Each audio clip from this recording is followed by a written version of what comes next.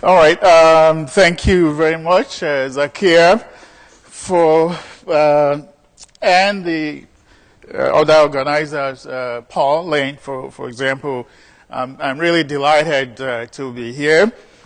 What I would like to discuss with you today, I work in Seattle, and for those of you who do not know the climate of Seattle, I wanted these pictures to convince you, hopefully, that every day is always like this.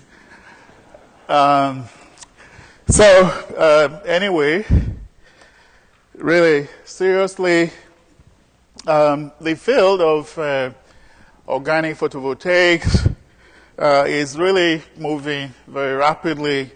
It's quite exciting at this time. So it's really great to be in this area.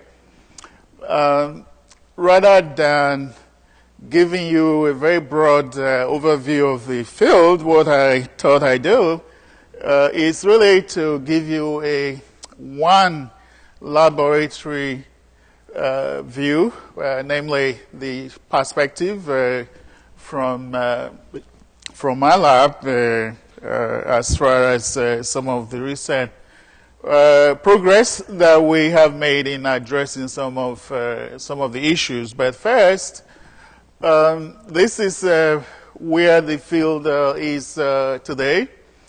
The state-of-the-art efficiencies, power conversion efficiencies of these devices are now in the 6 to 8% range based on some of the materials that I show on this slide. For example, the polymers indicated here, and others in combination with fullerenes have resulted in efficiencies that now are beginning to approach 10%. So that's quite exciting for the field. And some images from one of the companies that is trying to make money from these devices, Konica. You can see here some of the ideas of what even the efficiencies that we have today can lead to ideas for products that are quite interesting and diverse, as indicated here. So even with that, there is there's a need to begin to look ahead. How can we further improve the performance of these devices? And I think it's quite within the realm that in the next several years, that efficiencies in the range of 10 to 15% is quite possible by addressing issues ranging from how can we better harvest the solar spectrum, which requires using chemistry and molecular engineering approaches to tuning and designing materials, to how to organize the materials on a nanoscale. So examples from my lab that I'm going to use today are largely in two areas. Fullerene-based polymer solar cells, where I will discuss some examples of some of the work that we have done trying to engineer the nanoscale morphology new p-type polymers for combination with Fullerene materials, and more recently, effort towards developing non-Fullerene organic photovoltaics. Just to remind you again, I mean, why do we have to worry about the morphology of the systems? By their nature, because light absorption in organic semiconductors in these devices generates excitons that don't move very far. As you can see here, this is actually on the high end, 10 to 20 nanometers on the high end of how far these excitons that are generated can move, and they require an interface to dissociate. Hence, they are nanostructured system, and the different approaches that have been taken to indeed incorporate the different organic semiconductors into devices, where obviously the so-called bulk heterojunction architecture that requires the mixing of both a donor material and acceptor material is currently the architecture that is state-of-the-art, leading to the best efficiencies that I quoted earlier. We already, in the last 2 days of this conference, have seen variations of what I'm showing here, which is basically in mixing fullerene with different polymers. One of the challenges is in controlling the morphology on the nanoscale. One approach, one idea that has worked quite well. It actually originated at Santa Barbara, Bazan and others. Initially discovered that by using molecules such as this, difunctionalized alkanes, that it helps to improve the power conversion efficiency, which later was connected with how the processing additive affected the morphology of the two-component bulk heterojunction.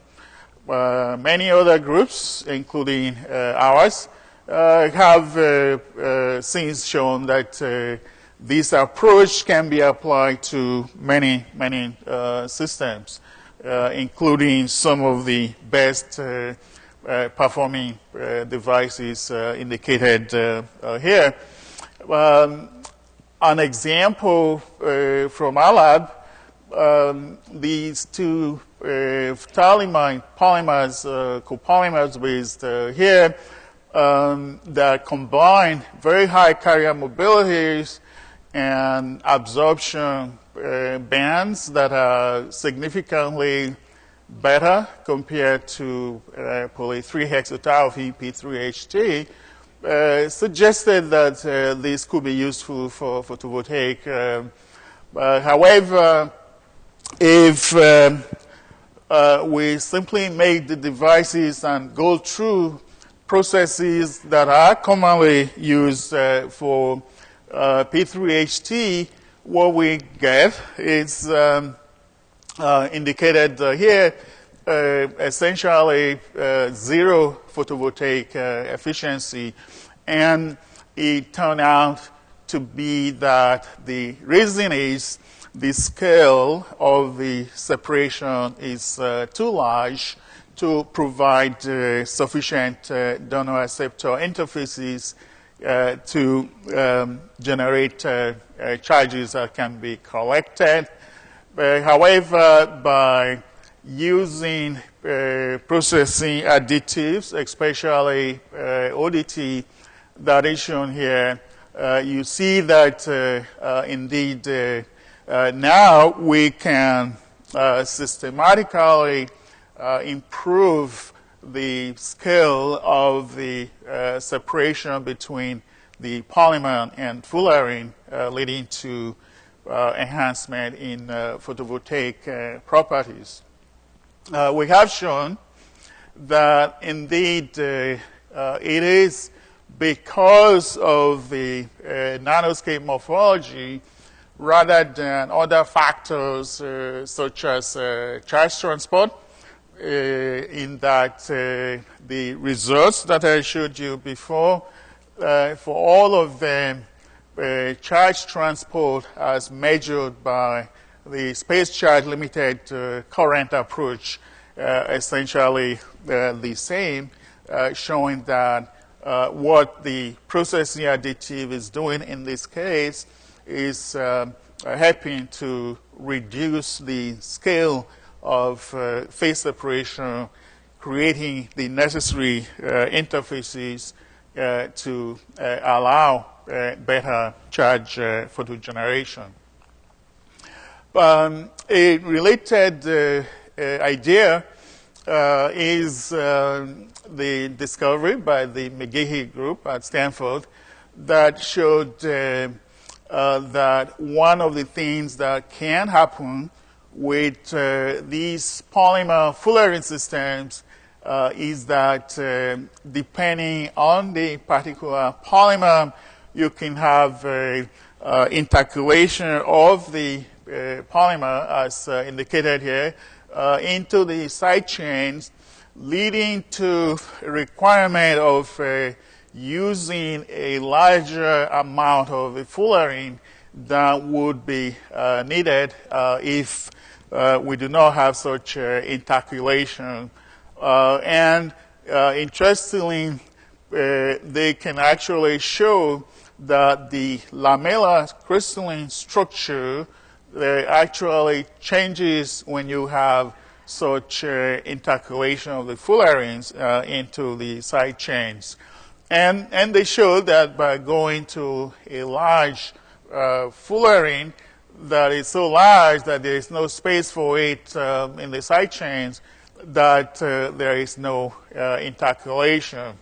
But however, clearly what is needed is a more general approach to preventing intercalation of fullerenes onto the side chains.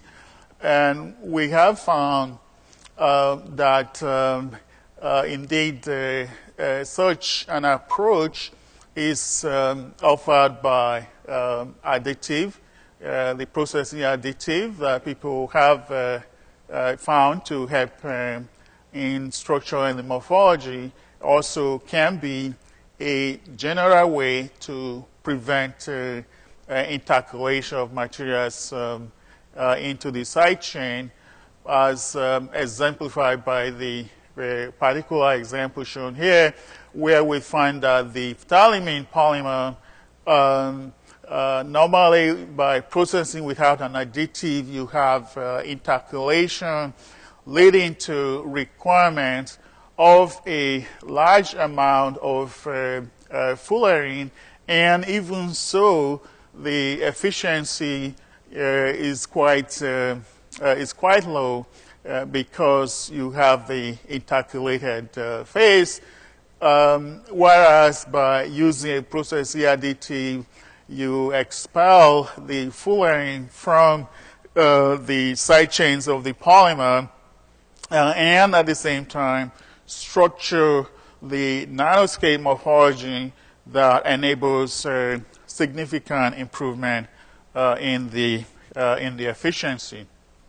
Okay, but another idea, another approach to structuring the morphology that we have explored is that of taking advantage of the tendency for pi stacking of pi conjugated polymers such as the polyethylthiophene, but this is not limited to the polyethylphenes, but basically in the case of polyethylphenes as shown here, depending on the temperature, solution concentration, solvent, and time, one can readily produce very high quality nanowires that are highly crystalline, that can enable formation of a bulk heterojunction solar cell. And indeed, we first use this approach in the case of the butyl sidechain polytoluene, that by conventional bulk heterojunction processing, the efficiency is very low, and this was explained to be a result of the insolubility of the polymer. However, in fact, we can take advantage of that to form very efficiently polymer nanowires, and that mixed with fullerene, leading to, again, significant enhancement of the photovoltaic properties, as we can see here, with efficiencies that are comparable to poly-3-hexyltoluene.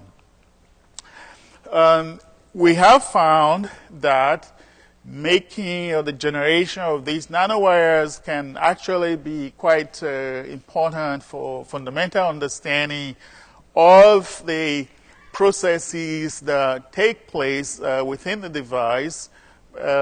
In collaboration with my colleague, David Ginger, we have used both bulk characterization techniques along with nanoscale tools such as conductive AFM, photoconductive AFM, to use these nanowires to really understand how to connect the photogeneration process to the nanoscale.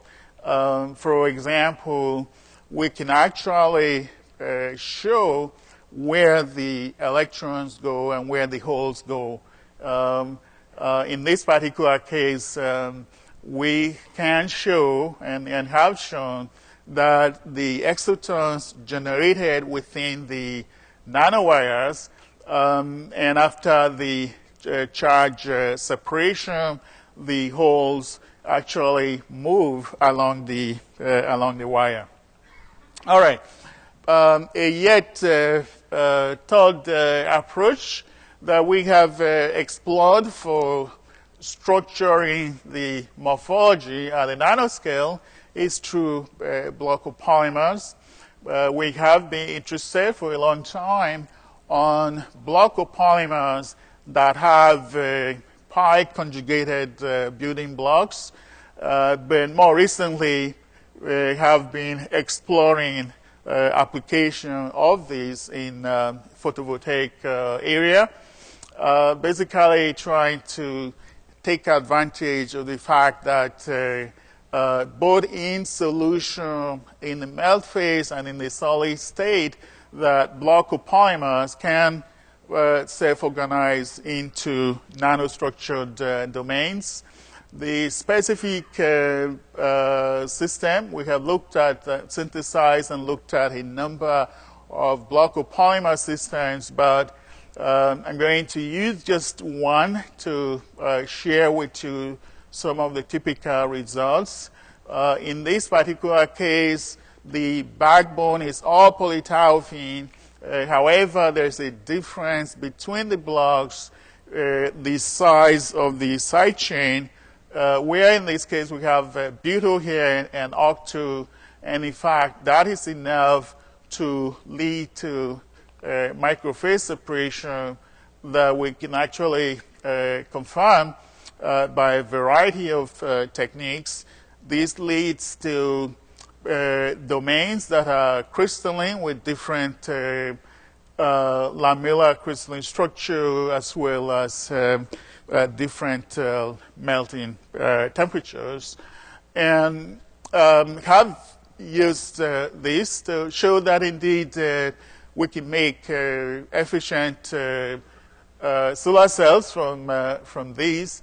and the efficiency is quite comparable to poly-3-hexylthiophene. And furthermore, by varying the composition of the block of polymers, we found a quite interesting, essentially cross-surface diagram that both charge transport, as we can see here, and photoconversion efficiency very strongly with composition of the block of polymers. And we can understand this highly nonlinear behavior in terms of the self-assembled crystalline structure, the enhanced self-assembling that facilitate both exciton generation as well as charge photogeneration in such structures.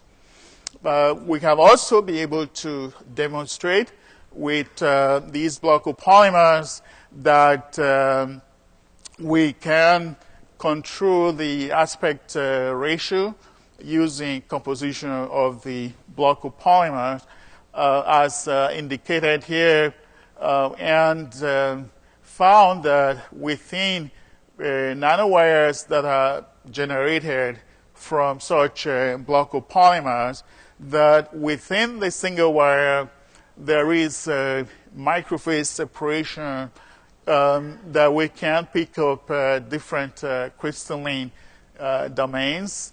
And this has provided a way for us to see how the photovoltaic efficiency, how it varies with, in this case, the aspect ratio of the nanowires. All right, so let's move on now to new P-type copolymers that we have made for combination with fullerene for photovoltaic application. Perhaps the well-known approach of basically taking the energy levels of the fullerene and trying to tune the electronic structure of the polymer so that you have a sufficient band offset.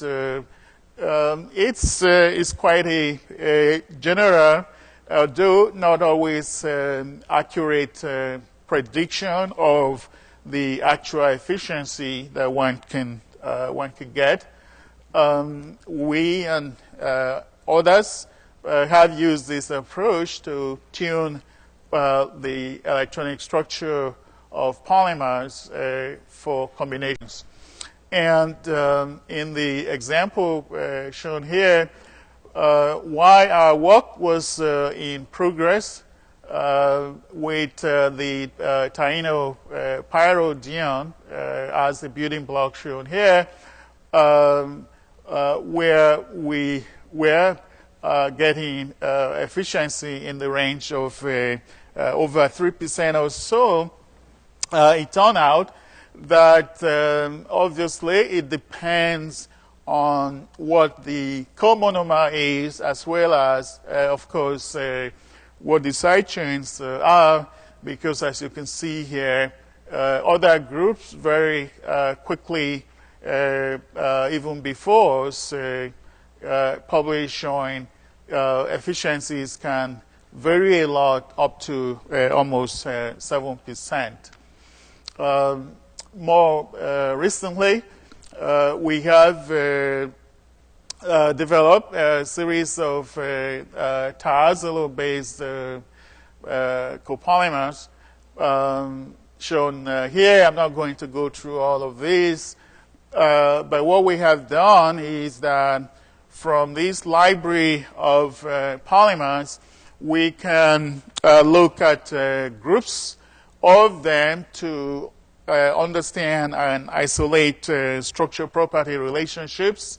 And for example, in this particular case where the backbone is the same, but there is variation in the side chain. As you can see, there is a significant variation of the photovoltaic efficiency, and it turns out that we can begin to understand the origin of that variation in a little bit more detail, both in terms of how the different side chain affects the morphology, or more precisely, the molecular packing in the solid state in the blends, and in collaboration with a colleague at Imperial College, we found that, in fact, that variation in the photovoltaic efficiency is a result of a significant difference in the charge photogeneration within the different materials in bulk heterojunction blends.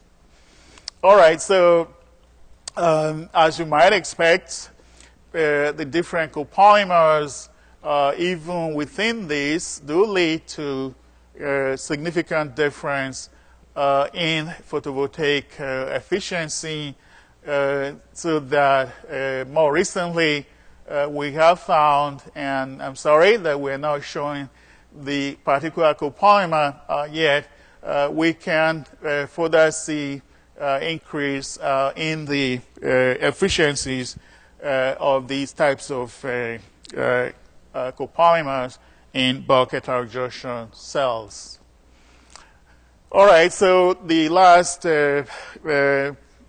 point, and I'm going to quickly do this, and hopefully we will have some time for some questions, is effort towards non-fullerene organic photovoltaics. Clearly, as I have pointed out, and you have seen so far, the state-of-the-art Fullerene-based devices are the state-of-the-art with the highest efficiencies. However, there are issues, disadvantages of fullerenes that we have to be aware of, and thus motivating the need to explore other acceptors, including, for example, poor photochemical, chemical and thermal stability of the fullerenes, and the fact that they are still quite expensive, even though they have been used for about 2 decades or so. So we have started to look at design of new acceptor materials, and one particular example that I'd like to share today is based on the naphthalene diamine, in which we append oligothiophene on either side. We find that a number of criteria that we have defined, this particular system is promising for us to be able to meet these. For example, they are highly crystalline. We can even get them to form single crystalline wires from solution, suggesting that in blends with fullerenes, we will be able to get them to crystallize and therefore transport charge. The electronic structure can be tuned, although the LUMO level is relatively about the same and quite comparable to fullerenes, but the HOMO level can be tuned, translating to a variation in the absorption spectrum. We also see that the charge transport can be tuned, and in all cases, these are bipolar. The relative amount of the whole mobility to electron mobility varies with this. And we also find that depending on the size of the oligomer, the morphology in blends with polyethylene, P3HT, can vary quite a lot. For example, we find this dendritic structure, and in that case, the photovoltaic efficiency is quite low, whereas others lead to better nanoscale morphology that translate to quite promising photovoltaic efficiency. For example, a power conversion efficiency of 1.5% was achieved here, which obviously is quite low compared to the Fullerene-based solar cells. However, it's certainly quite promising for non-Fullerene acceptors. And I think this is good timing.